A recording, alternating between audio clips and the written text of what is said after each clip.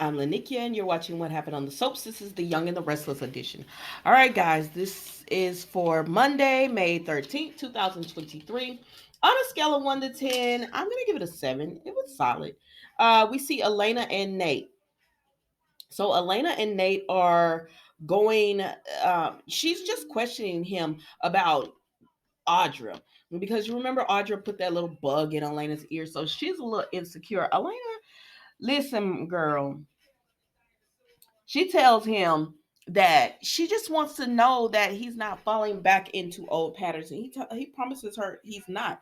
What happened back then, what Chancellor Winters was different. He feels free at Newman. Victoria is nothing but a co-worker, his boss. He respects her and he enjoys working for her. And that's all it is. It's nothing more than that. And she says, okay, because Audra, and he was like, I don't know what Audra said to you or whatever, but whatever she implied, she is incorrect because it's not like that. She's like, okay then. So then we go over here to Audra. I said, baby, I love me some Audra. You are messy, messy boots. So she goes over here to Victoria, and it's Victoria know what Audra's insinuating, like, oh yeah, it's so good to work with Nate. He's a great person. He's this, he's that. And Victoria says yes. And then Audra says, you know, you don't care about coming in between. I like you're so ambitious and you're so career driven. Like you came in between Nate and his cousins, and now you don't care about coming in between a father and a son, because she wants Audra to think about what's Tucker's next plan, what his next move will be, and everything, so she can help her out. And Audra says, you're just so ambitious. And Audra says, well, unlike those families that you just mentioned, no matter what's going on with the Newmans, we stick together. I said, unless it comes to Adam, unless it has something to do with Adam, girl. But anyway, she said, we stick together. I just said, oh, I'm not saying anything. I said, yes, you saying a lot without saying anything, girl. But anyways, so Victoria was just like, you have to find the weak spot and go after it. And she said, we're still talking about the business, right? And Victoria's like, what else would we be talking about? I said, you know. So then later on, Victoria sees Elena, right? Because she said she was tired and she didn't really have in the mood to deal with going out with Nate and everything. I said, that's how you're gonna lose your man. He was always tired, and that's when money was coming after him. And they just dropped that storyline. So anyways, Victoria sees Elena, and so now she's bragging on, oh, Nate, it's just so good to work with him. He's so dedicated. I mean, I knew he was something in the medical world, but to see him in business, oh, we just worked so well together and all this. And Elena's like, I said, girl, move on. So they move on. So then Nate goes and he confronts Audra because he's like, little Miss Missy, what you say to Elena? And she said, what? I ain't say anything. I'm sorry if she thought I was implying that you and Victoria had something going on. She said, but I said this, and I said, you gonna believe her over what Elena said? Because you know, Audra, she said it exactly the way Elena said. She implied it. And she told him, no, I didn't mean that at all. I just said, Audra, no, all you have to do is flatter their ego and Nate's. She said, I just said, I love working with you. You're a great boss, the same way you and Victoria had that great relationship. You're the common denominator. You're the great boss, and you're the great man. And we all enjoy working with you. And it's such a different environment. And that's all it took for Nate to be like, oh, okay. I said, bye, Nate.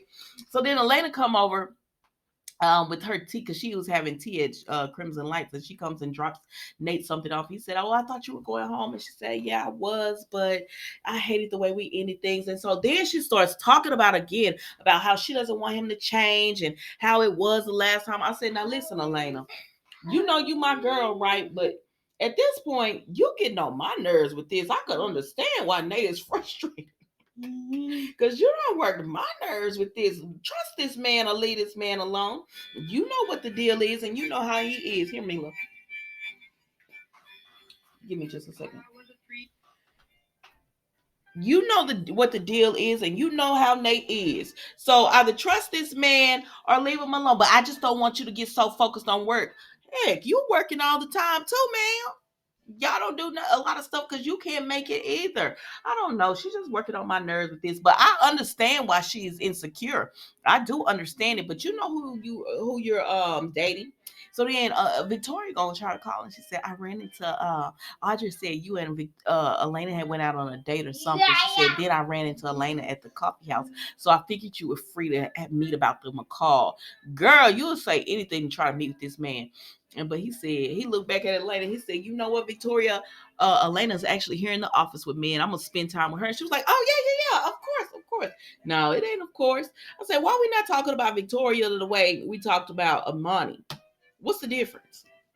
So then Elena and Nate go to enjoy are going to enjoy their evening together. So then we go over here to Phyllis and Jeremy, and they have figured out that Diane and them are in the cabin. And so she said he told her the plan is to bring them back. We have to lure them back. And she was like, "Well, how are we gonna do this?" And she made it clear to him, "I don't want my family getting in trouble with this. Like, stay away from Kyle, Summer." I said, "Kyle don't care about you, girl, but okay, I get it. That's your daughter's husband." She said, "Kyle, Summer, Harry. She doesn't want them getting hurt in this." And he said, "Okay, we got it." So they come up with a plan. So Kyle and Summer are eating at Crimson Light or drinking at Crimson Light, whatever they're doing there. But they're talking, and he tells her that he is Kyle tells Summer that he is concerned. Like, what are you concerned about? Is it your dad and his weird relationship with Sally? Is it this? Is it that? I said, Summer is get a storyline for her because she's y'all. Kyle and Summer are all in everyone else's storylines, but they don't really have one of their own. Kyle did have one about Diane, but that kind of shifted from him to Jack and Diane. But anyway, so they're concerned about everything, and she's concerned about her mom, and she thinks that her mom is really still after Diane. And so then we see that Phyllis comes up and she tells them that Jeremy has been hounding her for weeks to work with him, which that is the truth. And they said, "Why are we just not hearing about this?" And she said, "Because I didn't think y'all was gonna believe me or what I had to say." And she said, "But I told him no." She said, "But he's on his way to Paris." Nobody ever explained why he's going to Paris. Nobody explained that. But she said he's on his way to Paris, and they said, "Why would he be going to Europe?" Europe. She said, "Because he thinks Diane and Jack are there and he's going to look for them." So Kyle says, "I have to make a phone call. Be obvious." And then Phyllis gives Kyle his phone back, right? And so Phyllis and Summers talk, and she tells her, I promise you, I'm trying to do right." She said, "No matter what happens, I don't want anything bad to happen to Diane and Jack." And Summers like, "I hope I can believe you."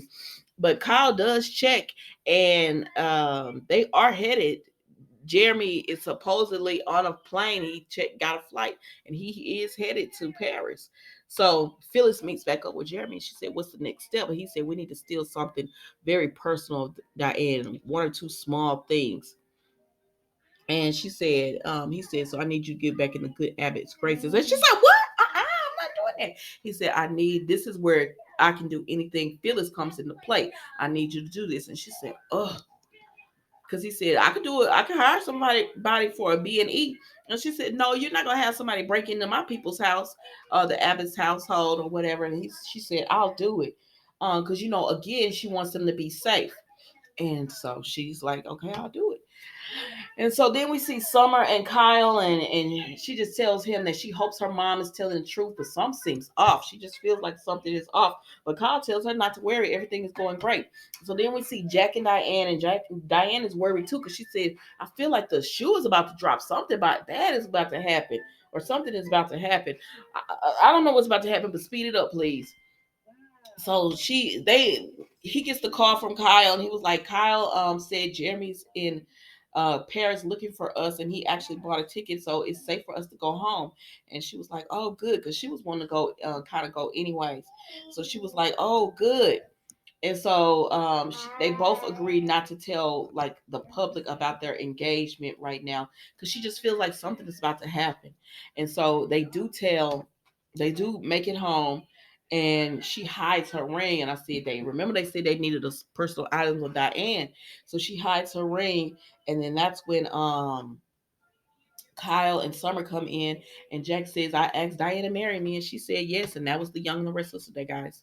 Don't forget to like, comment, and subscribe to the channel. And I'll see you tomorrow for an all new episode of What Happened on the Soaps Young and the Restless edition. This was a short week for Young and the Restless, so I guess I'll do the episodes every day this week because it's short. All right, then I'll talk to you later. Goodbye.